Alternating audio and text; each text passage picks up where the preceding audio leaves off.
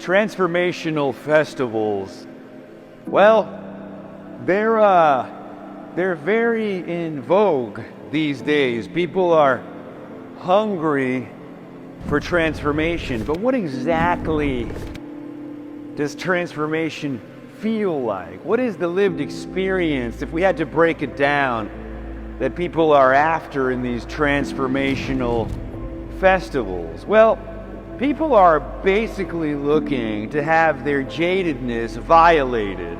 They're looking for experiences that violate their expectations and presuppositions. They're looking to be stopped in their track. Transformational festivals are about giving people salience. We call this the economy of experience. The experience economy. There's a whole economy being forged around the increasing psychic appetite for entrainment, for heightened presence, for a lived experience that returns a virginal noticing to the sensate world, or what Michael Pollan calls a sense of first sight, unencumbered by knowingness. You're alive and engaged and entrained in a world you forgot was possible, and in a way you forgot was possible. There's a heightened aliveness. You know, a place like Burning Man perhaps is the epitome in this experience economy. Eric Davis described it as a demolition derby of reality constructs colliding in a parched void. It's the juxtaposition,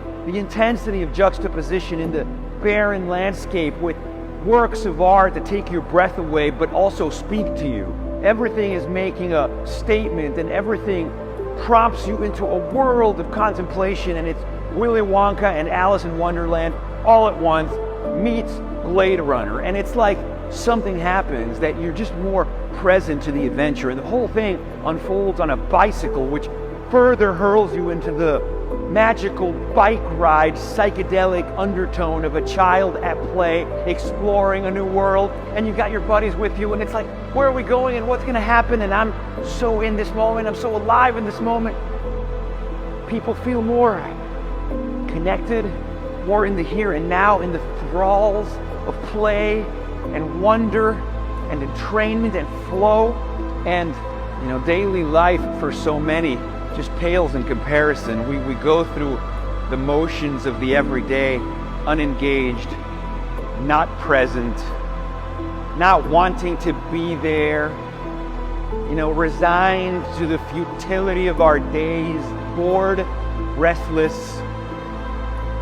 The mental health crisis, of course, stems from this, stuck in ruminative loops. It's like we're not in the this, we're not in the expanded presence, the heightened qualitative intensity of the lived experience, the felt reality of direct experience. We're just not in it most of the time. And so we go to these transformational festivals to blow our minds and come to our senses and return to just a kind of aliveness.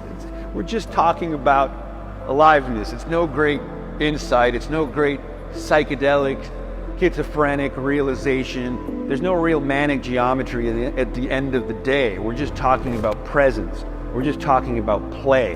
We're just talking about laughter. We're just talking about joy. We're just talking about entrainment. We're just talking about being there and loving it. Ultimately, that's what it's about, man. I try to gift myself these states of rapture and play in my ordinary life. I try to bring back some of those insights, some of those protocols and procedures, the way my friend Jamie Daves describes them, the knobs and levers approach to tweaking our own lived experience to bring more play into it.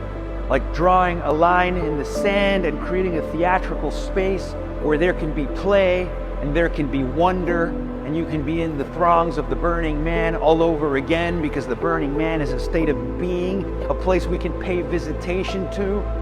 What is that line from The Never-Ending Story? Make believe I'm everywhere, hidden in the lines. There upon a rainbow is the answer to the never-ending story. Oh, man. Make believe I'm everywhere, hidden in the lines.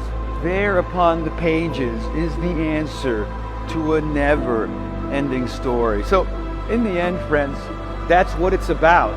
Seeing if we can bring ourselves back to life, unleash the free and brave, reckless gods that live inside of us, lose ourselves and find ourselves, and expand ourselves and explore ourselves and pickle ourselves and see the spaces there are to unleash and embody. So that's it, and that's that. And as usual, thanks for listening. Good afternoon, good evening, and good night.